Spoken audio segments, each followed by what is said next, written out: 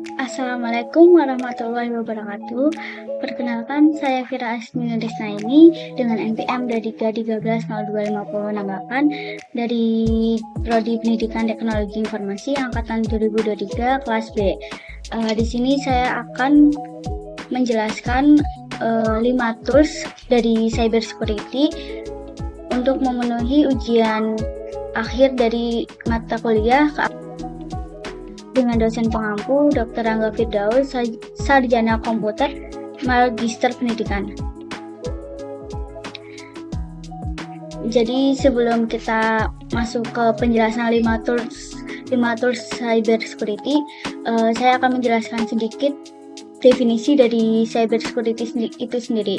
Cyber security yaitu merupakan bentuk perlindungan dari sistem yang terhubung ke internet yang termasuk perangkat keras, perangkat lunak, hingga perangkat data yang sudah dimiliki oleh user. Untuk praktik cyber security sendiri itu dilakukan tidak hanya oleh satu user ataupun individu, tetapi dilakukan oleh perusahaan dan instansi. Langkah ini akan memudahkan untuk membantu melindungi pusat data dan sistem komputerisasi lainnya dari akses yang tidak sah. Selanjutnya, kita akan menjelaskan sedikit dari kriteria dari pemilihan tools.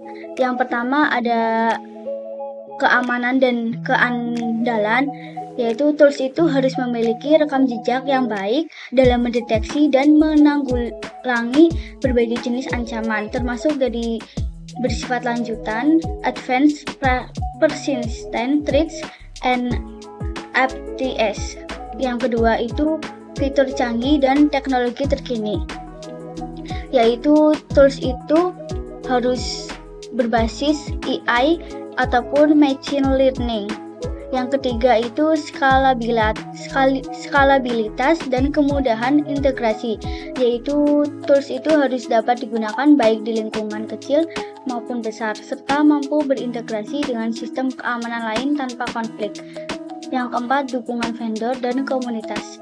Dan yang terakhir itu reputasi dan pengakuan industri.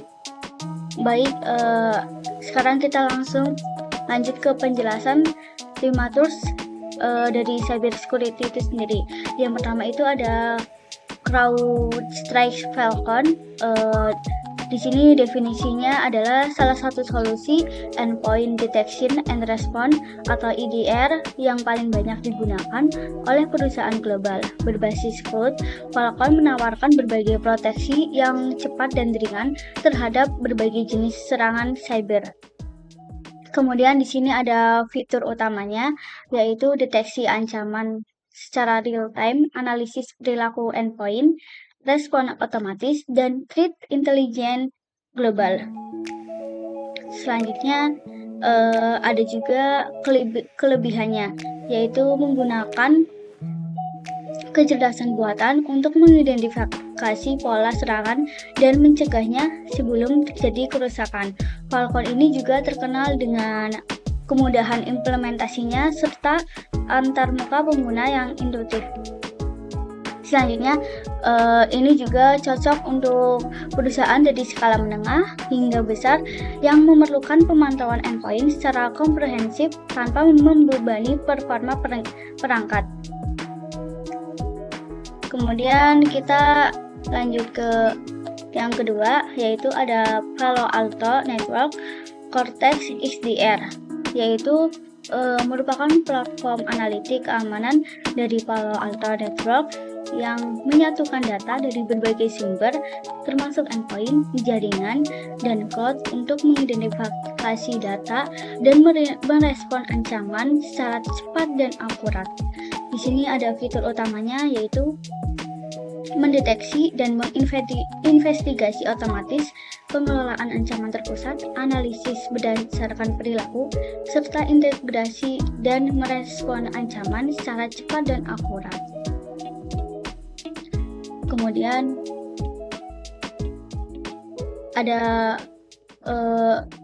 kelebihannya yaitu mampu mengelola data dalam jumlah besar dan memberikan visibilitas menyeluruh ke seluruh infrastruktur IT organisasi.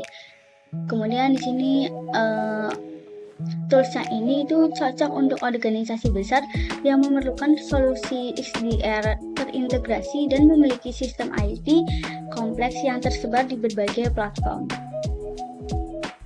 Selanjutnya kita lanjut ke nomor 3 yaitu Darktrace, merupakan salah satu pelopor penggunaan artificial intelligence dalam keamanan cyber, menggunakan teknologi yang mampu disebut dengan immune system AI, yaitu mampu mendeteksi anomali dalam jaringan internal secara otomatis dan belajar dari pola perilaku pengguna.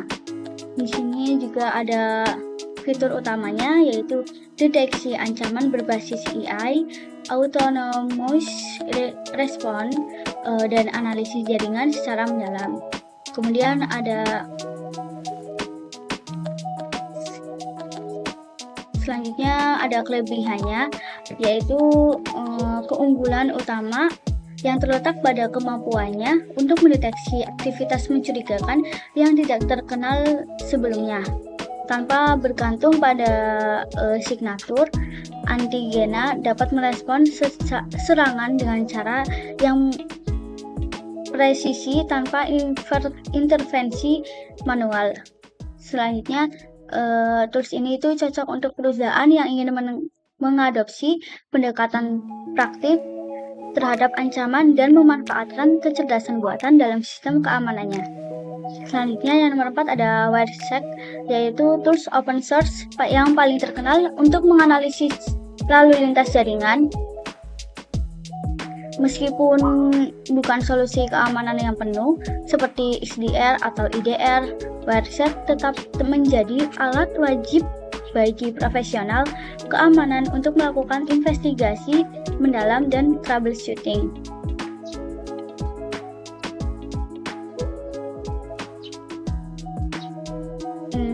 Baik, ini untuk slide-nya. Selanjutnya untuk fitur utamanya yaitu packet capture dan analisis, dukungan untuk ratusan protokol jaringan dan antarmuka grafis yang mudah digunakan. Selanjutnya ada kelebihannya yaitu tim keamanan itu bisa melihat data mentah yang melintas dalam jaringan, mengidentifikasi aktivitas mencurigakan, dan melacak sumber secara serangan forensik. Tools ini sangat ringan serta gratis dan selalu diperbarui oleh komunitas globalnya. Selanjutnya yang terakhir itu ada Splunk, yaitu Security Edition. Splunk ini dikenal dengan platform analitik data dan versi keamanannya yang menjadikannya alat security information and event management yang sangat handal dengan kemampuan mengumpulkan, membantu, memantau, dan menganalisis log dari berbagai sumber. Splunk itu bisa membantu tim keamanan mendeteksi dan merespon ancaman secara real time. Di sini ada fitur utamanya yaitu memvisualisasi data, alerting otomatis, dan threat intelligence, dan kolerasi peristiwa dari berbagai sistem. Kemudian ada kelebihannya sendiri yaitu untuk menawarkan fleksibilitas tinggi dalam memproses data dari berbagai sumber serta dashboard yang dapat disesuaikan sesuai kebutuhan tim keamanan.